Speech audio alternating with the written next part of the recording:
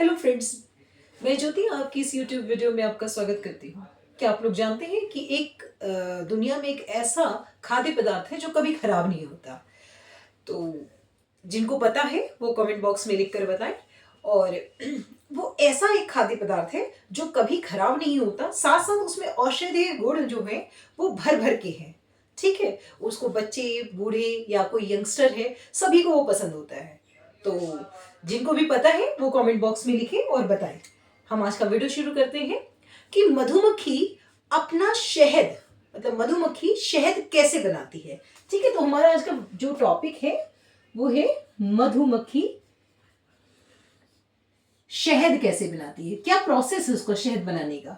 ठीक है, हम सब जानते हैं कि शहद मधुमक्खी बनाती है, लेकिन उसका प्रोसेस क्या है वो हम जरा समझते हैं। जो हमारा शहद है, जो शहद होता है उसमें क्या होता है, फ्रुक्टोज होता है। ठीक है, फ्रुक्टोज पाया जाता है, फ्रुक्टोज होता है और साथ में इसमें ग्लूकोज भी होता है, ग्लूकोज भी होता है। ठीक है, फ्रुक्टोज और ग्लूकोज नामक दो चीजें होती हैं और ग्लूकोज ही, और ये औषधीय गुण से भरपूर तो है ही। देखिए इसमें औषधीय गुण है। ठीक है, औषधीय गुण है और साथ साथ औषधीय गुण है, साथ साथ इसमें क्या होता है, एक प्राकृतिक मीठापन है ना। प्राकृतिक मीठा है ये, जो फूलों से प्राप्त होता है। प्राकृतिक मीठा है ना, जो उसकी मिठास है वो कैसी है, प्राकृतिक मिठास है। ठीक, प्राकृतिक मिठास है, इसमें कोई शुगर ऐड नहीं की जाती है। ठीक है, जो इसकी मिठास है वो कहाँ से आती है, फूलों से। फूलों से के जो नेक्टर होता है उससे प्राप्त करते हैं मधुमक्खियां नेक्टर को, और उससे ये शहद बनाती हैं। कैसे बनाती हैं वो समझते हैं। देखिए, एक मधुमक्खी का जीवन काल कितना होता है, 2 वर्ष होता है, किसी किसी मधुमक्खी का 5 वर्ष भी होता है। ठीक है, तो अपने पूरे जीवन काल में अगर एक मधुमक्खी की मैं बात करूं, ठीक है, ये एक मधुमक्खी है, इसकी अगर मैं बात करूं तो ये अपने पूरे जीवन काल में कितना शहद बनाएगी, आधा चम्मच। ठीक है, आधा चम्मच, हाफ स्पून। ठीक है, आधा चम्मच मैक्सिमम अगर बनाएगी तो 1 स्पून, इससे ज्यादा शहद नहीं बनाती। क्योंकि मधुमक्खियों की संख्या बहुत ज्यादा होती है, इसलिए वो बहुत अधिक शहद बना पाती हैं। ठीक है, एक मधुमक्खी अपने पूरे जीवन काल में आधा चम्मच या मैक्सिमम टू मैक्सिमम 1 स्पून से ज्यादा नहीं बना पाती। ठीक है, अब जो मधुमक्खियां हैं, आपको पता है कि वो जो मधुमक्खी है वो एक इस तरह की छत्ते में रहती है, जिसको आप बी हाइव कहते हैं। ठीक है, इस टाइप का है उसका छत्ता। ठीक है, इसमें ये छोटे छोटे ऐसे बने होते हैं और इसमें रहती है वो। ठीक है, ये छत्ते का निर्माण करती हैं। ठीक, इस छत्ते में रहती है। इनका काम क्या है, ये मधुमक्खियां फूलों से फूलों का रस चुराती हैं, जिसको आप नेक्टर बोलते हैं। ठीक है, फूलों से फूलों का रस चुराती हैं, मतलब उसको पी लेती हैं। इनकी जो टंग है, जो जीभ है, वो एक स्ट्रॉ जैसी नुकीली होती है। ठीक है, अंदर से खोखली है और आगे से नुकीली है इनकी जीभ। ठीक है, उस जीभ के माध्यम से फूलों से ये उसका जो मीठा रस है, जिसको नेक्टर कहते हैं। ठीक है, क्या कहते हैं, नेक्टर, उसको पी लेती हैं। उसके बाद ये उड़कर वापस छत्ते में आती है। ठीक है, तो क्या करती हैं, ये अपनी छत्ते से निकल कर जाती हैं जीभ से, जो इनकी नुकीली होती है, आगे से उसमें नुक होती है और अंदर से वो स्ट्रॉ जैसी खाली होती है, खोखली होती है। उसके थ्रू ये फूल के रस को पी लेती हैं और अपने पेट में जमा करती हैं। उसके बाद ये छत्ते में वापस जाती हैं। जो दूसरी मधुमक्खियां हैं छत्ते में पहले से, उनके मुंह में वो उसको उगल देती हैं, है ना, जस्ट लाइक वॉमिटिंग, उल्टी करना, है ना। एक मधुमक्खी फूलों का रस चुराएगी और अपने छत्ते पर जाकर जो वहां और मधुमक्खी हैं उनके पेट, उनके मुंह में उसको उगल देगी। ठीक है, उस नेक्टर को। ठीक है, इस नेक्टर को दूसरी मधुमक्खी के मुंह में उगल देगी। फिर उस बीच उसके पेट से एक एंजाइम निकलता है, जिसको इन्वर्टेज कहते हैं। ठीक है, एक एंजाइम होता है, इन्वर्टेज बोलते हैं इसको। ठीक है, इन्वर्टेज। ये एंजाइम एक से उगला दूसरे में चला गया, अब क्या है दूसरी मधुमक्खी तीसरे में, इस तरह से ये प्रोसेस चलता रहता है। ठीक है, जब वो पूरी तरह से कन्वर्ट हो जाता है तो ये जो जालीनुमा इनके घर बने हुए इसमें ये इकट्ठा होता रहता है। ठीक है, इसमें ये इकट्ठा होता रहता है। ठीक, ये नेक्टर जो फूलों का रस है ये एक मधुमक्खी अपनी जीभ से जो खोखली नुकदार होती है और खोखली होती है अपने अंदर जमा करती है। उसके बाद एक मधुमक्खी दूसरी मधुमक्खी के मुंह में उगल देती है। ठीक है, और उसके माध्यम से क्या होता है उनके पेट से एक एंजाइम निकलता है डाइजेस्टिव सिस्टम से, जिसको इन्वर्टेज बोलते हैं, और वो दूसरे में करती है, फिर दूसरा तीसरे में करता है, इस तरह से वो प्रोसेस चलता रहता है।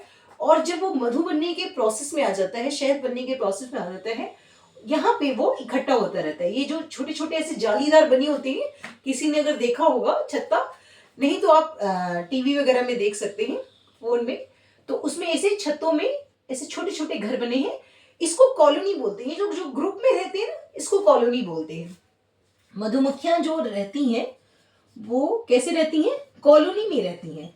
मधुमक्खियां कैसे रहती हैं, कॉलोनी में, उनके जो ग्रुप है उसको कॉलोनी बोलते हैं। तो कॉलोनी में रहती हैं, इन कॉलोनी में आकर वो एक से दूसरे में उस नेक्टर को उगलती हैं, और उसके बाद धीरे धीरे कर कर जब वो पूरी तरह से शहद बन जाता है, इसमें इकट्ठा होता रहता है। ठीक है, स्टोर होगा। उसके बाद क्या होता है, ये लिक्विड होता है, बहुत ज्यादा पतला होता है ना। जो अभी क्या है ये बहुत पतला है, बहुत ज्यादा तरल है। तो क्या करती हैं मधुमक्खियां अपने पंखों से हवा कर कर, है ना, बहुत सारी मधुमक्खियां अपने पंखों से हवा करके इसको क्या करती हैं, सुखाती हैं, और तब तक सुखाती हैं जब तक वो गाढ़ा तरल ना हो जाए। मतलब जो तरल है वो थोड़ा गाढ़ा ना हो जाए। आपने शहद का कंसिस्टेंसी देखी होगी, नहीं देखी अगर किसी ने तो घर में आप देख सकते हैं। वैसे तो सभी ने देखा होगा, क्योंकि अपने जीवन काल में हर व्यक्ति शहद जरूर खाता है। तो आप उसकी कंसिस्टेंसी देखेंगे, वो थोड़ा सा गाढ़ा होता है। तो वो तब तक हवा करके सुखाती है जब तक कि वो थोड़ा सा गाढ़ा ना हो जाए।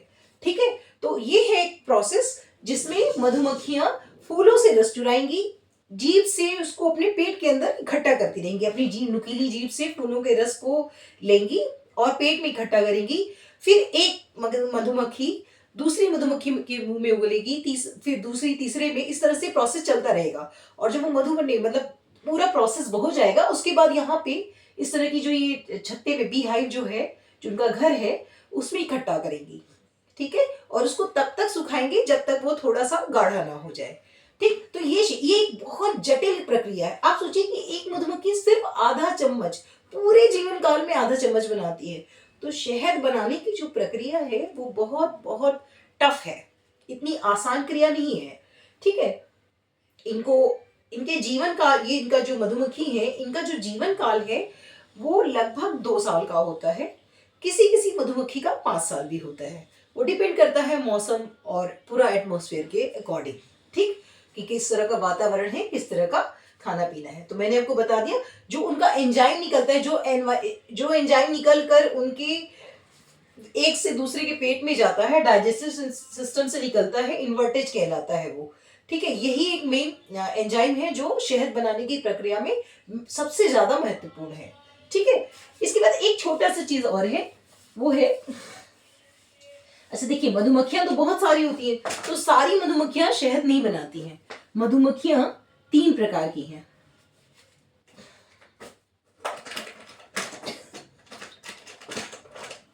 देखिए, जो मधुमक्खी है वो कितनी तरह की है, 3 तरह की है। ठीक है, एक तो है क्वीन बी, इसका काम है सिर्फ अंडे देना। ठीक है, यानी ये ज्यादा से ज्यादा क्या चाहती है, प्रोड्यूस करना। किसको, ये ज्यादा से ज्यादा छत्ते में रहकर अंडे प्रोड्यूस करती है। ठीक है, तो ये अंडे देती है, इसका मेन काम यही है। दूसरी होती है वर्कर बी, इनको सबसे ज्यादा काम करना पड़ता है, और इन्हीं, ये सबसे महत्वपूर्ण ये भी है, क्योंकि ये नहीं होंगे तो ये नहीं आएगा। ठीक है, तो इनका काम क्या है कि फूलों से रस लाना और शहद बनाना। ठीक है, तो अपने पूरे जीवन काल में सबसे ज्यादा काम जो करते हैं वो है वर्कर बी। उसके बाद एक होती है ड्रोन बी, एक होती है ड्रोन बी। ठीक है, ये नर मधुमक्खी है। ठीक है, मधुमक्खी शब्द क्या है, पुल्लिंग, ये मधुमक्खी शब्द जो है वो स्त्रीलिंग है। ठीक है, लेकिन उस ड्रोन बी जो होता है वो नर मधुमक्खी है। ठीक, इसका काम क्या है, इसके साथ मिलना और अंडे प्रोड्यूस करना, साथ साथ ये जो छत्ता है, जो बी हाइव है, उसको प्रोटेक्ट करना भी है। ठीक है, बी हाइव को प्रोटेक्ट करना भी है। बी हाइव को कौन प्रोटेक्ट करता है, कभी कभी पूछेगा, तो ड्रोन बी प्रोटेक्ट करता है। जो नर मधुमक्खी है वो बी हाइव को, छत्ते को एक रक्षा देते हैं। ठीक है, उसकी पूरी सुरक्षा करना उनका काम है। और वर्कर भी, शहद बनाने की जो पूरी प्रक्रिया है उसमें वर्कर भी सबसे महत्वपूर्ण है। ठीक है, तो इस तरह से हमने जाना कि किस तरह से शहद, और शहद ही वो एकमात्र खाद्य पदार्थ है जो कभी नहीं खराब होता है, कभी भी खराब नहीं होता। ठीक है, इसको अपने जीवन में हर बच्चे से लेकर बूढ़े तक कभी ना कभी सभी घरों में इस्तेमाल किया गया होता है। किसी किसी घर में बहुत ज्यादा होता है, या जो लोग शुगर के पेशेंट हैं या शुगर को अवॉइड करते हैं वो लोग हनी का प्रयोग करते हैं, क्योंकि हनी में जो शुगर होती है वो क्या होती है, नेचुरल होती है। वो आपका इंसुलिन बराबर रखती है, मेंटेन रखती है बॉडी को। ठीक है, डाइजेस्टिव सिस्टम के लिए बहुत अच्छा होता है हनी। साथ साथ सर्दी जुकाम और भी चीज़ों की जो दवाइयाँ बनती हैं, और ख़ास तौर से जो आयुर्वेदिक दवाइयाँ बनती हैं उसमें बहुत काम आता है। तो आई होप कि आपको ये वीडियो अच्छा लगे, और मज़ेदार फैक्ट जानने के लिए वीडियो को लाइक, सब्सक्राइब और शेयर करना ना भूलें। मिलते हैं अगले वीडियो में, तब तक के लिए धन्यवाद, बाय बाय।